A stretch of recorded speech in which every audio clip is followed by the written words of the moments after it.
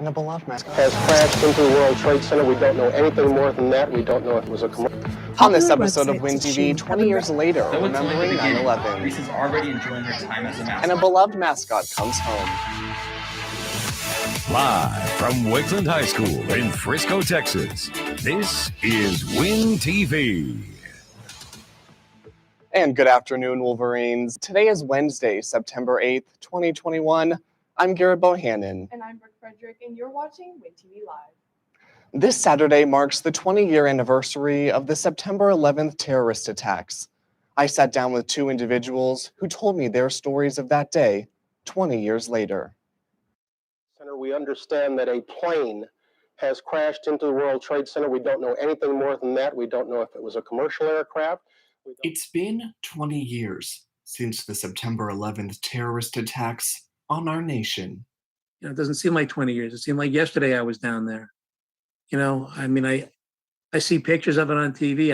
I can smell it. Detective William Ryan joined the NYPD in 1984 and served as the lead investigator in the 1993 World Trade Center bombing. I remember telling my father, I said, you know, you play in the Super Bowl in your first year. And so what could ever be bigger than this? And, you know, he's like, never say that because there's always something bigger coming around. And, you know, man, was he right. And 8 years later, the World Trade Center would be struck again. One plane hits, two planes hit. Then you hear they got the Pentagon. Then you hear about Shanksville. And you're like, what's the next target? And outside the Pentagon that day was RHONDA KREITZ. All the cars just stopped. And we were stuck. We all literally stood on 395 going towards Pentagon, terrified, honestly, because we heard the boom. We didn't know what was going on. As a member of the Red Cross DAT team, RHONDA flew to New York to assist at Ground Zero. It was a dust field. The air smelled. It was just craziness. And also providing aid in the pile was William Ryan. You have to be practical at a certain point and say, now I'm not going to rescue anybody. Now the best I can do is try and locate the remains of the fallen so that we can at least give that to their families. Almost 3,000 people lost their lives on 9/11, and among them, Craig Miller. About 2 weeks later, I got the call that I lost one of my best friends. He was in the Secret Service, and he was up there with a dignitary. You know, slowly you're finding out, you know, this one's dead, you know, and, you know, just a, you know, it affects you psychologically, it affects you physically, you know. 20 years later, we remember those we lost. Because I don't want it to ever be forgotten. So, he was my hero. For WIN TV, I'm Garrett Bohannon. And an observance is scheduled this Saturday at 6 p.m. at the Frito Meadow at the Warren Sports Complex in Frisco. The annual remembrance will honor those who died in the attack, and more information can be found at visitfrisco.com. With a growing number of fast fashion brands across the world, the last thing you may expect to impact the environment is the clothes you wear. I investigated how the rise of online fashion is affecting our everyday lives. Popular websites such as Shein have been replicating trends and mass distributing at low costs. But what effects does the fast fashion industry have on us and the environment? Students at Wakeland describe why they choose to shop at Shein. Yes, I purchased from Shein because it's a lot cheaper and a lot of cute clothes and it's trendy. I have before because it's like cheaper and easier and more convenient. I've purchased stuff from Shein because it's like cute and affordable and it's like easy to get to your house. Mass distribution of fast fashion has led to high carbon emissions, water pollution, and large amounts of landfill waste. But fast fashion retailers aren't the only places to shop. Online resale stores such as Depop and Poshmark are more sustainable ways to shop while having the convenience of shopping online. But if you're looking for an in-person alternative while still helping the environment, head to your local thrift store such as Thrift Giant. They don't only sell inexpensive items, they also accept donations. By using these alternatives, you can make the effort to make the environment a more sustainable place. I'm Brooke Frederick for WIN TV. And now for this week's headlines.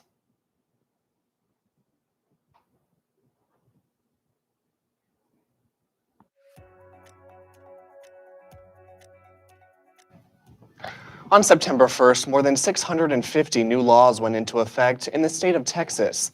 The new laws affect access to abortion, social studies curriculum, and professional sports teams are now required to play the national anthem before games. Last night, a magnitude 7 earthquake struck in southwest Mexico. President Obrador said there was no significant damage in the state where Tuesday's epicenter is located. The Category 4 Hurricane Ida made landfall in Louisiana on August 29th. So far, 63 have died and conditions remain bad in Louisiana. And this Saturday, both Harry Styles and Pitbull arrive in Dallas on their first tours back from the pandemic. Harry Styles performs at 8 p.m. at American Airlines Center with Pitbull at 8 p.m. at Dos Equis Pavilion. And that's the latest news for now. Wakeland football has kicked off their season with a win. After the game, Josh Rajanoff went live on WinTV's Instagram for a post-game interview with running back Jared White. Here's that interview now in case you missed it.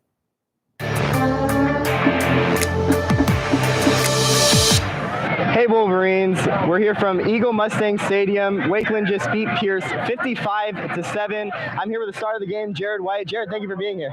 Thank you for having me. How did it feel coming out this week with a huge Game 1 win? We just had something to prove, and we just showed everybody in the state what we had. That's about it. And for you personally, probably over 100 yards, 3 touchdowns. How did it feel for you to finally get back on the field?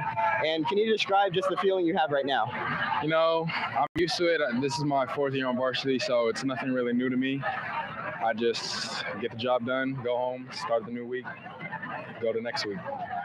Looking forward to next week, how do you feel your team could use this momentum into starting the season 2-0? Execute little things and also execute the big things. Just keep moving the ball on offense, get stops on D. So you're the star, you're the running back, but the defensive side, they had that first drive where they gave up a score, but they were locked down with quite a few turnovers. They were locked down throughout the rest of the game. Yeah. So what can you speak to the other side of the ball? Well, we haven't gone against another opponent in about a week. So they just had to get back in the groove, do what they do, and they showed that they can play defense. Well, there you have it. Jared White, 3 touchdowns, over 100 yards. Wakeland wins from Eagle Mustang Stadium, 55-7. I'm Josh Rajanoff for WinTV Sports. And be sure you're following WinTV's Instagram at WakelandWinTV for our next postgame interview this Thursday after the game against Centennial. Wakeland plays at the Star at 7 p.m. You may have noticed that Wendy the Wolverine has joined her friend Wally this year. Winston Jefferson reports on where she's been and why she's making an appearance once again here at Wakeland. Wally the Wolverine has been a solo act since 2016. Now, his longtime friend has returned just in time for the football season. So Wendy has been on vacation for the past 3 years. She's been going to many different countries, experiencing their cultures. Wendy decided to come back from her long vacation because she wanted to come back to Wakeland and she misses the students. Being a mascot at Wakeland is so much fun. I get to meet all these little kids and have fun with them and have fun with the students at football games. Overall, it's been a really exciting experience. Now that she's returned, REESE gets to work with our veteran Wally. Performing with REESE Kirkham is so fun. She is a 3-time All-American mascot, which is a really big honor. And she's so good at what she does, and she's such a good role model for me to look up to. Though it's only the beginning, REESE is already enjoying her time as a mascot. My favorite part about being a mascot at Wakeland is during football games in third quarter when I go up into the stands and interact with the students, parents, kids, and the band. To interact with Wendy and Wally yourself, follow them on Instagram or attend this week's football game Thursday night at 7 p.m. I'm Winston Jefferson for WinTV. And be sure to look out for Wendy and Wally at Wakeland events throughout the year. Homecoming is quickly approaching, and Student Council has decided to make some alterations to the traditional format for the dance. Carter Odom explains these new changes. Homecoming is an event many students look forward to. However, homecoming wasn't possible in the past years. This year, Student Council wanted to make homecoming bigger and better than ever before. This year we are taking just huge steps. We're trying to get the best DJ we can, the best songs. We're going to have a lot more lights, a lot more rooms that people can do different activities in if they don't want to dance the whole night. It's going to be Hollywood theme. So there's going to be like a red carpet and Hollywood decorations and all that kind of stuff. To advertise homecoming, we're posting on our social media accounts. We like painted big posters that are going to be hanging up in the main hallway that shows all the dress-up days and just trying to get people to come out to homecoming in the game this year. We are also, never before have we actually had celebrities that you can take pictures with. So we will have those there. We'll have red carpets. It'll be so much fun. Make sure to pay for your tickets online and come to this year's Big HOCO. I'm Carter Odom for WinTV. Lakeland Volleyball hit the ground running, bouncing back from injuries and setbacks. Now are back on their feet. Travis Wright goes more in depth. This season, Wakeland's varsity volleyball team hit the court running despite adversity they faced with the start of the new year. Yeah, so this season has gone really well. It's been really fun, especially these last few games with really big wins over teams like Prosper, and we just had a really good tournament where we beat really good 6A teams. I think at the beginning of the year it was a little rough just because we had faced so much adversity and with like injuries and stuff and people being out, but finally getting to come together and play as a team and start district has been really fun. Despite injury and hardships, the team was able to come together stronger than ever.